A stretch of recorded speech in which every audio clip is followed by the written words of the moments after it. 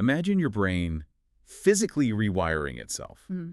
every single time you swipe your screen. It's a pretty terrifying thought, honestly. It really is. Welcome to BookSnap, your shortcut to staying well-informed. We highly recommend hitting that subscribe button if you haven't already so you never miss out on these curated, mind-expanding insights. Yeah, definitely subscribe. It's the best way to keep up. So for today's deep dive, we are looking at this genuinely unsettling premise. What if the very tool you rely on to become smarter, to stay connected, or just be productive is secretly destroying your ability to think deeply? Right. We stare at these glowing screens all day, every single day, and we just assume the glass is this passive window to the world. Yeah, like it's just a neutral object. Exactly. But we don't realize that the window is looking back. It's actively remodeling our neural architecture. Which is wild. So we are taking a deep dive into Nicholas Carr's highly controversial 2010 book, The Shallows, What the Internet is Doing to Our Brains. It's a phenomenal book. It really is. Yeah. And this whole exploration actually grew out of a famously provocative essay he wrote a couple of years prior called, Is Google Making Us Stupid? Right, which sparked a huge debate. Oh, massive. And I promise you, by the end of this conversation, you will look at your phone in a completely different way. Because the book goes far beyond just, pointing fingers at a search engine, it dives deep into the complex neuroscience of human thought and the cultural history of our tools. It really forces us to examine the biological cost of all this convenience. Okay, let's unpack this. Mm-hmm. Because Carr is making a massive, bold claim here. He is not just arguing that the internet changes, like what we read or how we get our news. Yeah, not at all. He's arguing that it physically alters how we think. And to understand that, we kind of have to start by looking at the physical material of the brain itself. We do, yeah. Because for the longest time, science essentially treated the brain like a static machine, right? Like it was just locked in. Right, exactly. The prevailing metaphor in science and just in culture was hardware. Hardware. Okay. Yeah. The belief was that once you reached adulthood, your skull essentially hardened and your brain's physical structure was just, locked in forever. But that's not true. Not even a little. Modern neuroscience completely upended that mechanical view when they discovered neuroplasticity. Which is a huge concept. Huge. The reality is that the brain is relentlessly malleable. It doesn't stop changing. It operates on this foundational neurological principle. It's often summarized by Hebb's law. Oh, right. The neurons that fire together wire together. Exactly. Neurons that fire together wire together. Meaning, like, every time you repeat an action, the neural circuit for that specific action gets physically thicker. And faster. And much more efficient, yes. Yeah. Think about it like this. If you spend years studying spatial navigation like, say, a taxi driver memorizing the chaotic streets of London. Oh, I've heard about this study. Yeah. The physical gray matter in their hippocampus actually expands. That is incredible. It is. The brain reallocates its biological resources to support whatever activity you do repeatedly. But there is a flip side to Hebb's law. Uh-oh. What's the flip side? It's a process called synaptic pruning. Basically, if you stop using a specific neural circuit, the brain actively breaks it down to conserve energy. So it literally prunes away the unused connections. Yeah. Just clears them out. Exactly. Use it or lose it, quite literally. But I mean, how does staring at a screen trigger that level of physical change? You just feel so passive. You're just sitting there. Well, Carr uses this brilliant historical anecdote to illustrate the mechanism. In the late 1880s, the philosopher Friedrich Nietzsche was losing his vision. Oh, wow. I didn't know that. Yeah. And staring at paper to write gave him these crushing, terrible headaches, so his work basically ground to a halt. That's tragic for a writer. Totally. So in desperation, he bought a Malling-Hansen writing ball, which was this early, incredibly complex typewriter. And once he mastered touch typing, his eyes were freed, and he could write again without the pain. But then his closest friends noticed something completely bizarre. Wait, his actual writing style changed because of the machine. Dramatically. Really? Yeah. Nietzsche's prose had always been characterized by long, flowing, deeply reasoned arguments. But once he started using the typewriter, his writing became tighter, more telegraphic. He started writing in quick, punchy aphorisms. The machine's physical constraints, like the mechanical snap of the keys, the force required to type, had transferred directly into the rhythm of his thoughts. That is wild. The physical machine altered the rhythm of one of history's greatest minds. Right. And one of his friends actually pointed this out to him in a letter. And Nietzsche replied, "You are right. Our writing equipment takes part in the forming of our thoughts." Oh, wow. Takes part in the forming of our thoughts. That Yeah. is, I mean, if a clunky 19th century typewriter could do that to Nietzsche, what is a smartphone doing to us? Exactly the point. Because if we think about the brain constantly optimizing for its environment, sitting down to read a traditional book is essentially training for a marathon. A cognitive marathon, yes. Right. It demands sustained endurance, single-minded focus, and steady pacing. And conversely, the internet is an environment of constant high-speed interruption. Yeah, that's for sure. It conditions us for rapid, disjointed shifting.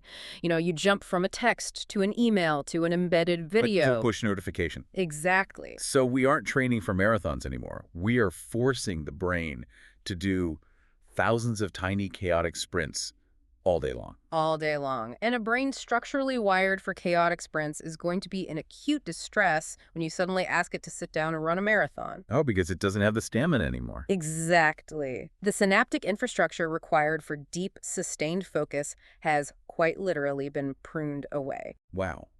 But if our neural pathways are actively being pruned to favor these digital sprints, what happens when we try to consume complex information?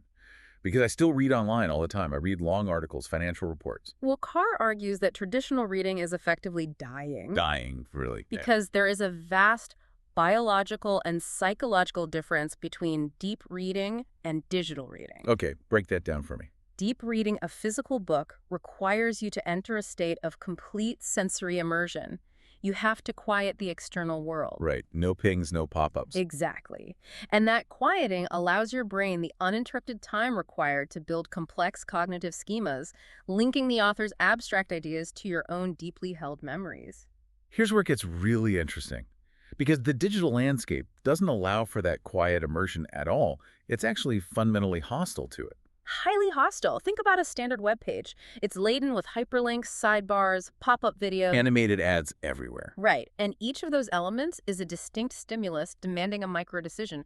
Do I click this blue text? Do I close this ad? Do I scroll past this image? Which fundamentally changes the way our eyes even move across the text, right? Mm-hmm. Carr cites that fascinating eye-tracking study by the Nielsen-Norman Group. Oh, yes, evaluating how people consume web pages. Yeah, and turns out we don't actually read line by line online. We read in an F shape.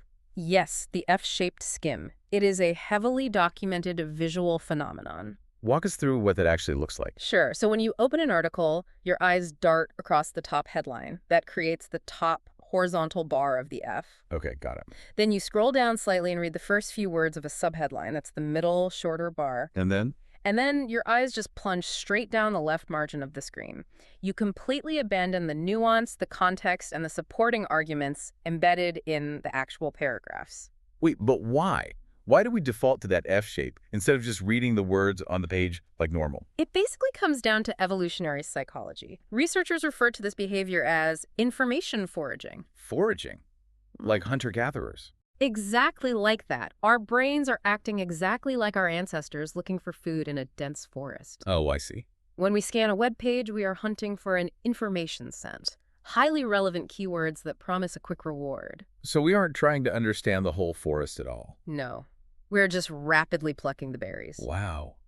But that is the absolute tragedy of the F shape. Mm. Because we plucked a few berries, we think we know the forest. We feel very informed. Right. We feel highly productive because our eyes, touched 20 different articles today.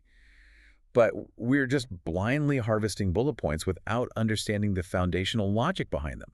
We end up with this pervasive illusion of knowledge. It's the difference between collecting isolated data points and synthesizing true understanding. Yeah. The nature of the reading activity itself has fundamentally shifted from contemplative to predatory. I want to push back on this a little bit, though. Yeah. Let's say I am just harvesting berries.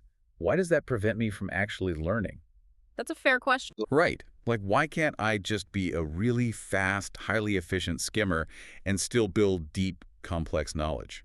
Well, to understand the barrier there, we have to look closely at the strict biological mechanics of human memory. Yep. Carr breaks down the critical difference between working memory and long-term memory. Working memory is like the short-term stuff, right? Yes. Working memory is your immediate consciousness. It's the mental scratch pad where you hold information just long enough to process it. Like Holding a two-factor authentication code in your head just long enough to type it into a website. Precisely.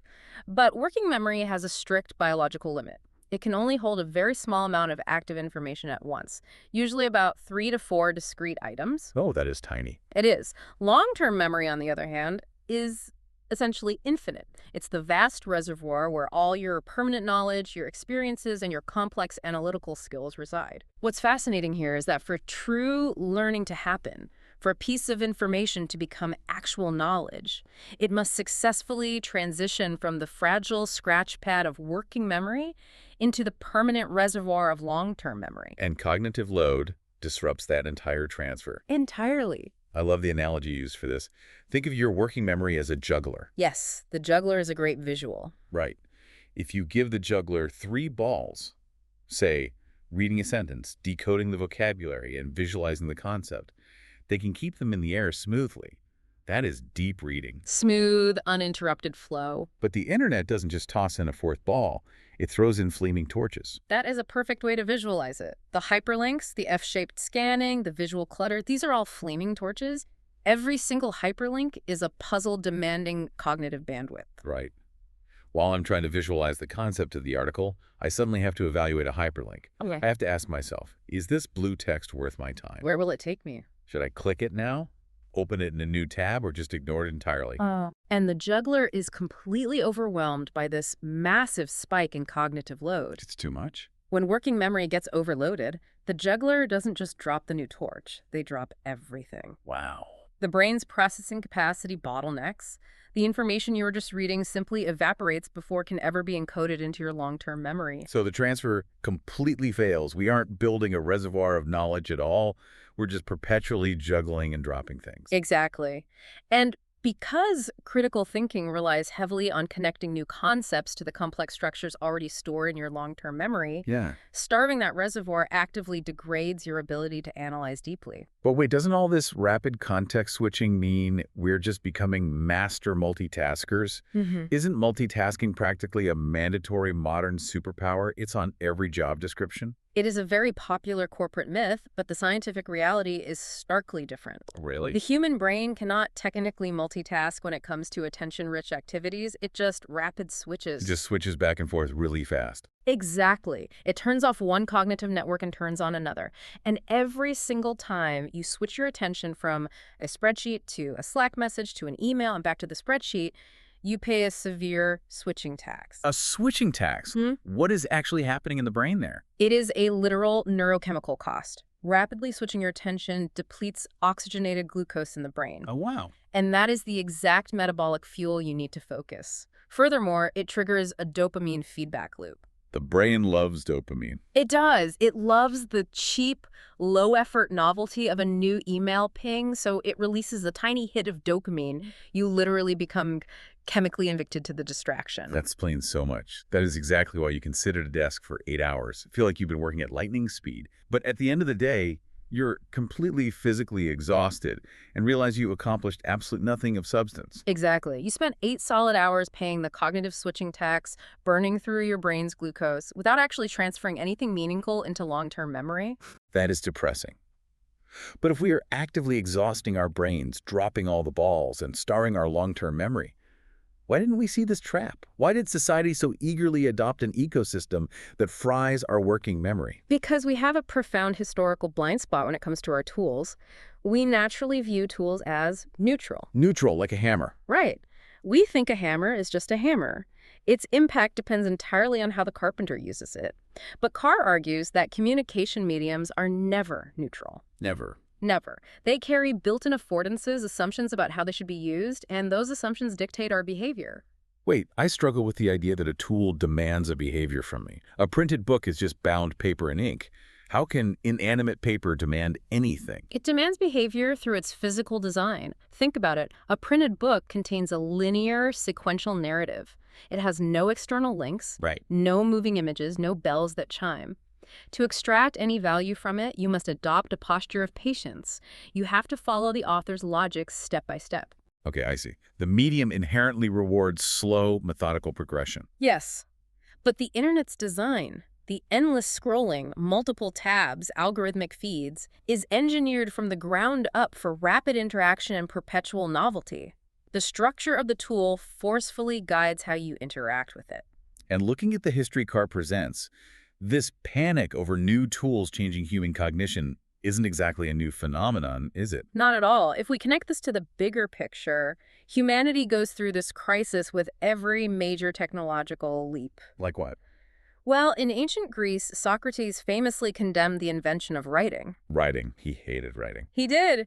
He argued that relying on written text would destroy human memory. He believed that if people didn't have to memorize vast epic poems or rhetorical arguments, their souls would become forgetful. That's fascinating. He thought they would mistake the mere appearance of wisdom for true knowledge. Which sounds incredibly familiar to what we're talking about now. And then in the 15th century, the Gutenberg printing press comes along and completely upends the oral and manuscript traditions, leading to widespread panics about information overload. History repeating itself. So how do we know Carr isn't just a modern-day Socrates shaking his fist at a cloud, complaining about the youth and their screens? How do we separate historical paranoia from a legitimate modern crisis? It is the essential question to ask when reading this material. Are we just repeating the cycle? But Carr argues the internet is a uniquely different beast because of three unprecedented factors: scale, speed, and omnipresence. Omnipresence meaning we literally cannot escape it. Precisely. The printing press fundamentally changed society, but a book didn't buzz in your pocket during dinner. Very true. It didn't track your eye movements or algorithmically feed you a new distraction the exact second your attention waned. Yeah, the internet is an all-encompassing 24/7 ecosystem. We don't just use it as a tool, we live inside it. We do. And the sheer intensity of this immersion is driving the neuroplastic rewiring of our brains at a speed unmatched by any previous historical shift. So what does this all mean on a macro level? I mean, if we have billions of brains around the globe simultaneously undergoing this synaptic pruning, actively losing the infrastructure for deep focus, what is the ultimate cultural cost? The cultural implications are what elevate this from a personal productivity problem to a societal crisis. Right. Historically, our greatest achievements, the formulation of complex scientific theories, the writing of profound philosophies, the creation of timeless literature, were birthed by minds capable of holding massive, intricate structures of thought in their long-term memory. Because those thinkers weren't paying a cognitive switching tax. They could hold the whole puzzle in their find at once. Exactly. Now, imagine a global culture where the biological capacity for that sustained concentration becomes exceedingly rare. The fundamental shape of our cultural output will shift. We are building a society with an unprecedented abundance of raw data, but a severe deficit of wisdom. We are hyper-connected. We can send a message across the globe in a millisecond. But because we are losing the cognitive bandwidth to process nuance and complex arguments, the actual quality of our human dialogue is eroding. It's thinning out. We know the what of everything, but we've completely lost the why. We are trading depth for breadth, and the cost is our capacity for profound insight. Okay, before we leave you, the learner, feeling utterly hopeless about the fate of the human mind, we need to address the other side of the coin. Because The Shallows sparked massive debate when it was published, and not everyone buys into Carr's apocalyptic vision. Far from it. Many neuroscientists and cultural critics push back hard against his conclusions. That's their main argument. The primary counter-argument is that Carr severely underestimates human adaptability. Yes, our brains are changing, but critics argue this is a necessary evolutionary adaptation to an information-dense world. Right, if you live in a jungle of data, maybe being an expert information forager is far more valuable than being a slow, deep reader. That is exactly the point they make. Furthermore, critics highlight that the internet has unlocked entirely new forms of collective intelligence. Oh, absolutely. We can crowdsource solutions to complex genetic folding problems in days or collaborate globally in real time. These are spectacular cognitive achievements that the isolation of a printed book could never facilitate. And it's important to note that even Carr isn't demanding we smash our routers and return to an agrarian lifestyle. He acknowledges the internet is an astonishingly powerful tool.